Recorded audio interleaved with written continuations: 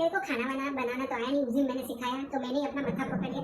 अब मुझे ना वो थोड़ा सा मेकअप करके दे, जो तुम यूट्यूब पे देखा था ऑनलाइन है ना, वो स्मोकिंग होता है ना, वो ये उसको स्मोकी आईज बोलते हैं। हाँ वही, मेरे आंखों पे स्मोकिंग करके दे आई, वो स्मोकिंग आई, वो स्मोकी आई जो भी है। और इसके अंदर है ये जो लिपस्टिक है ना, ये ना, वो उससे मेरे को पफ क्या बोलते हैं वो, पफर लिप्स। ओके पफर जो भी हो वो करके दे। देखती हूँ मैं, आज तुम्हारा टेस्ट है।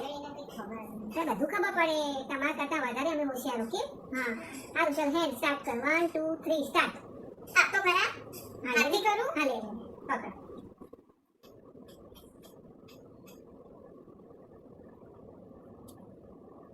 15 minutes later.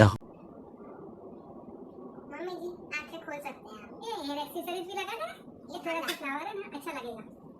Fast I am very excited. હું બહુ આમ ઉત્સાહિત છું જોવા માટે. આ શું કરે છે?